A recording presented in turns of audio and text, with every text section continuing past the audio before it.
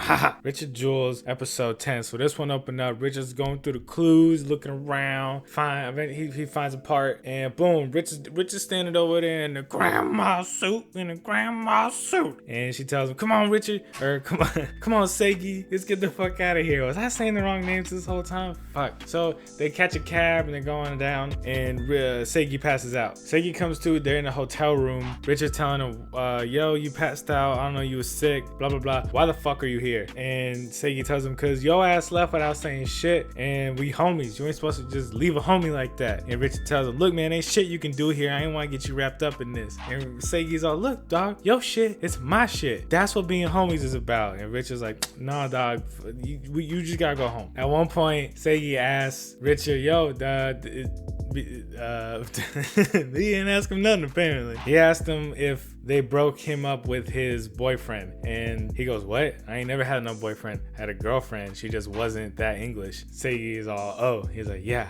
Don't assume, dog." There's a knock at the door. It's one of Richard's cousins. He's like, "Oh shit, let's jump out to the balcony." And then Seigi's backpack starts ringing. It's a phone. It's not his. It's Jeffrey's like, "Yo, I planted a phone on you, fool. It's got GPS. Like, we caught y'all." And then they're at the door all sad. Richard's trying to jump off the balcony. And Jeffrey's all, "Look, man, you can marry Richard and the will will be fulfilled." So Seigi says, "Yeah." Then it cuts to, they're on a car. They're on the way to Richard's castle. They get there and they're sitting in the room. The diamond is being presented to them because they're not married yet. They've just agreed to, I guess, Seigi has agreed to marry Richard, but this has broken Richard has no resolve. He's like, "All right, fuck it. I guess it's just what's gonna happen now." He can still say no. That's the whole shit, right? Is that he won't just be forced to be married, but he's giving in. They go to a room. They're gonna be presented the diamond. Seigi gives Richard a piece of paper and tells him, "Read this later." He reads it then, and then they bring out the diamond. Then Seigi grabs it and goes to throw it. It hits the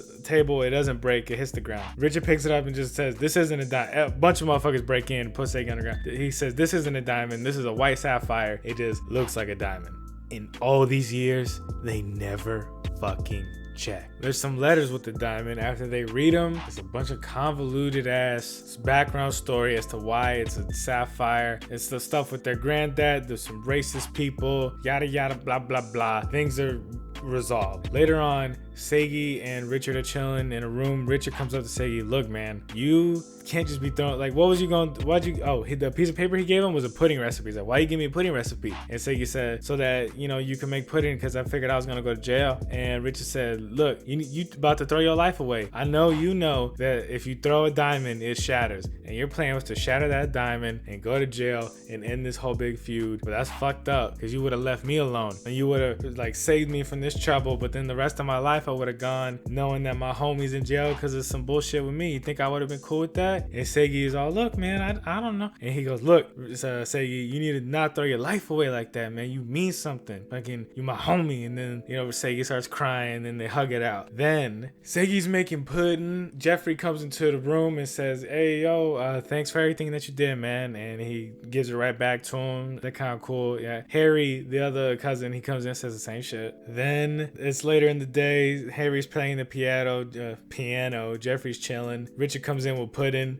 I guess it's time to make up. And they're like, "Yeah, I guess it is." And, it got a little happy ending there. Then it cuts to Seigi and Richard. He's saying, "Yo, thanks for everything that you did. And what you gonna do when you get home?" Seigi don't know. Seigi said, "What you gonna do here?" Richard said, I'm not sure. Just tie up some loose ends and shit." He goes to give Seigi the white, whatever I said it was, the not diamond. And Seigi's like, "Well, shit." And he goes to give him his grandma's ring. It's like, "Well, let's trade. So that way we got a piece of each other with us, man." And Richard goes off. He's like, "Yeah, we'll have these until we meet each other again one day. No matter what, no matter where our lives take us, no matter when, no matter how many decades away it could be till we fucking see each other again, homie. We'll hold on to these. And then when we meet again, we'll give them back. And we'll always be best fucking friends." And Seigi's, "Hell yeah, man." And then boom, ending credit scene. Seigi's walking down the street. He goes to the jewel shop. I guess he's just been working there. It looks like it's been some time. And Richard's just there. So it looks like they met again pretty quickly. Who knows how many months it's been, maybe. I don't know. But then the episode just stands. So peace out. I love you. See you later.